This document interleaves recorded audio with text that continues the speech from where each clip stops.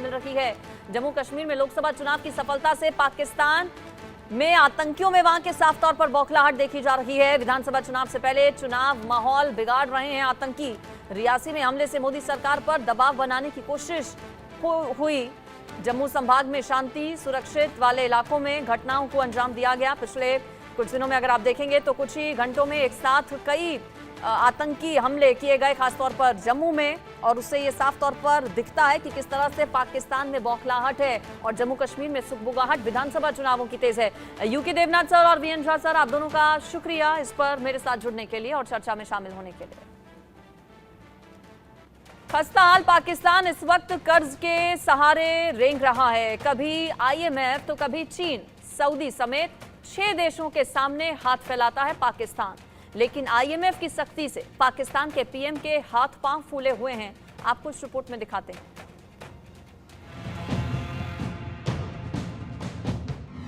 कर्ज के कीचड़ में धंस चुका है पाकिस्तान। बाहरी भीख से भी नहीं मिल रही राहत। बिक जाएगा, लुट जाएगा कर्ज के लिए पाकिस्तान। आईएमएफ का रेड सिग्नल, पाक की फूटी किस्मत। कर्ज में डूबा पाकिस्तान, अब शहबाज भी हलकान। कंगाल पाकिस्तान में बेशक पेट्रोल और डीजल की कीमतें घटाई गई हों, लोगों के जख्म पर मरहम लगाने की कोशिश की गई हो, लेकिन पाकिस्तान की आर्थिक हालत खस्ताहाली होती जा रही है।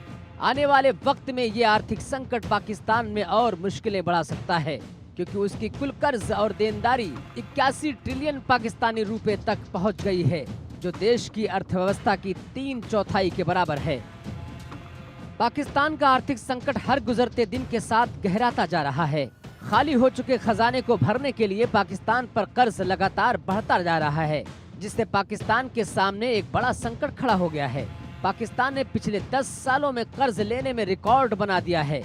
पाकिस्तान पर 2013 के बाद से कर्ज 5 गुना बढ़ गया। मार्च 2024 तक पाकिस्तान पर कर्ज 67.5 ट्रिलियन रुपए हो गया। इस कर्ज पर ब्याज देने में देश के राजस्व का बड़ा हिस्सा जा रहा है। आर्थिक सर्वेक्षण से पता चलता है कि सरकार ने वित्त वर्ष 2024 के पहले 9 महीनों में सार्वजनिक कर्ज पर कुल 5.51 ट्रिलियन रुपए ब्याज दिया है। पाकिस्तान की सार्वजनिक ऋण में हर साल जो भारी इजाफा हो रहा है, वो मुख्य रूप से राजकोषीय घाटे के चलते है। इससे पाकिस्तान के दिवालिया होने तक का अंदेशा लगाया जा रहा है। एक तरफ खाली झोली को भरने के लिए पाकिस्तान के हुक्मरान दरबदर की ठोकरें खाए जा रहे हैं, तो वहीं शहबाज शरीफ आवाम में पैठ मजबूत करने के लिए नए शिगुफे छोड़ रहे हैं। आईएमएफ की तरफ से कसता शिकंजा पाकिस्तान के लिए जी का जंजाल बन गया है। पाकिस्तान को कर्ज देने पर आईएमएफ अपनी शर्तों पर नचा रहा है और मजबूर लाचार पाकिस्तान हर शर्त पर हामी भरने की दुहाई दे रहा है। ये पाकिस्तान है जो कर्ज पर कर्ज लेते जा रहा है, लेकिन खाली झोली है कि भरने का नाम नहीं ले रही है। यही वजह है कि पीएम शहबाज शरीफ ने आईएमएफ के सामने हाथ फैलाए तो पहले ही सफाई दे दी कि ये आईएमएफ के साथ बेलआउट पैकेज के लिए अगला समझौता देश के इतिहास का आखिरी समझौता होगा।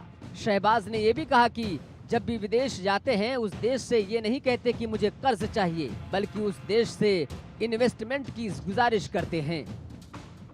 पाकिस्तान सरकार फिलहाल आईएमएफ के साथ 6 से 8 बिलियन डॉलर के बीच के ऋण के लिए बातचीत कर रही है, क्योंकि पाकिस्तान धीमी गति वाली अर्थव्यवस्था के लिए डिफॉल्ट को रोकने के लिए ऋण कार्यक्रम को सुरक्षित करने का प्रयास कर रहा है। पाकिस्तान ने किस देश से कितना उधार लिया? पाकिस्तान ने अलग अलग जगह से कर्ज लिया हुआ है। इनमें से सबसे ज्यादा कर्ज 30.1% world bank, Islamic development bank जैसे अंतर्राष्ट्रीय बहुपक्षीय संगठनों से लिया गया है। इसी तरह आईएमएफ से लिया उधार कुल कर्ज का 5.7% है। हालांकि पाकिस्तान के कर्ज का दूसरा सबसे बड़ा स्रोत 19% द्विपक्षीय समझौते बनाते हैं। सऊदी अरब, चीन समेत 6 देश इस कैटेगरी में शामिल हैं। द्विपक्षीय समझौते से लिए गए कर्ज में सबसे ऊपर चीन आता है। उधार लिए गए पैसों का 57.9% हिस्सा अकेले चीन का है। फिलहाल पाकिस्तान की अगर अर्थव्यवस्था काबू में नहीं आती है तो पूरे मुल्क में राजनीतिक और सामाजिक उथल पुथल का दौर और गहरा जाएगा। Bureau report, India news.